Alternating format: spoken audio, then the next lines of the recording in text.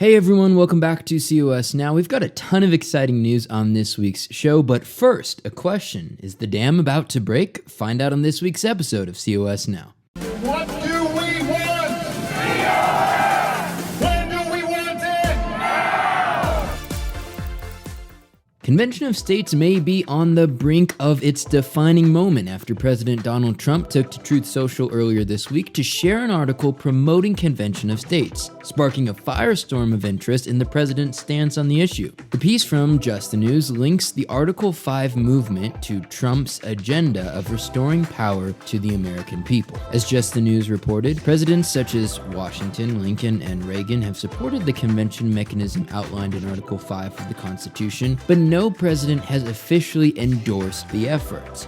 Trump could change that. But of course, the media is not happy about this. The Hill responded by publishing a desperate hit piece with tired fear-mongering and attacks against Convention of States. It was authored by the president of a George Soros-backed organization called Democracy 21, and it took a strange approach in its attack on COS, blasting the grassroots in the most insane way possible, by denying that the grassroots even exist. This is not a grassroots uprising, the author wrote about Convention of States. It is a top-down, money-driven operation led by political operatives that could lock an authoritarian agenda into our Constitution.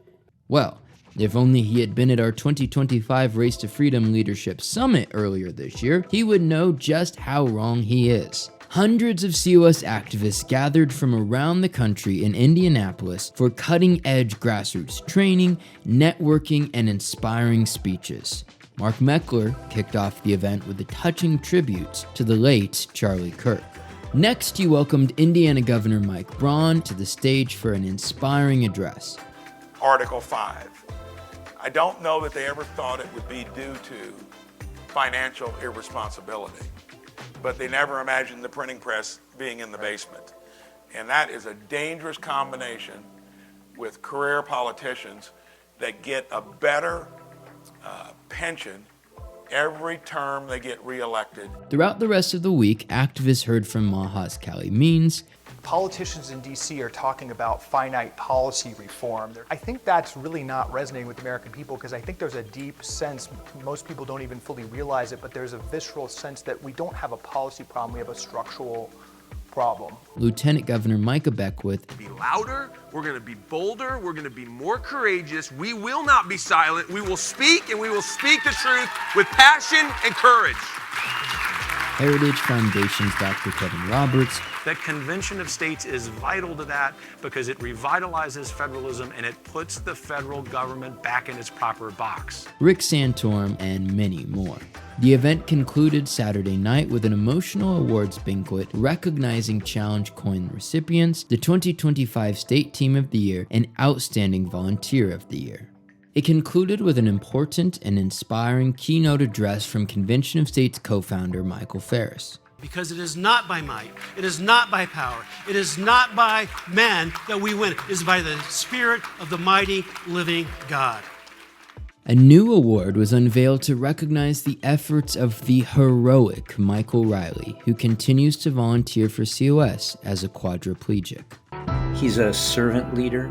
He is a passionate man who has dedicated himself, and I can say his life, to being able to save this nation, to be able to use the tools that our founders gave us. I would only pray that I would have half the fortitude that Michael Riley has.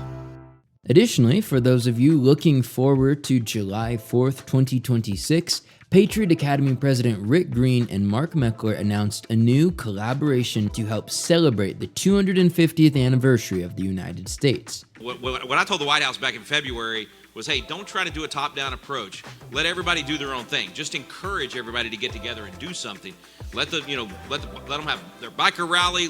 Churches should do this at the church. We're looking for 5,000 celebrations. And that's not just us doing that. That's Moms for America, Moms for Liberty, Liberty Pastors, Turning Point. I mean, it's all the different grassroots organizations. You can also catch Rick Green live on the next episode of COS at Home, Wednesday, October 1st at 8 p.m. Eastern Time. Up next, Convention of States is pleased to announce a golden endorsement. Dr. Simone Gold, the founder of America's Frontline Doctors, recently became the latest big name to throw her support behind the movement. As a physician, she wrote, "I support Convention of States because I believe that medical decisions belong to patients and their trusted doctors, not to bureaucrats in Washington." That's all I have for you this week. Let me know what you think in the comments below and tune in next time for another episode of COS Now.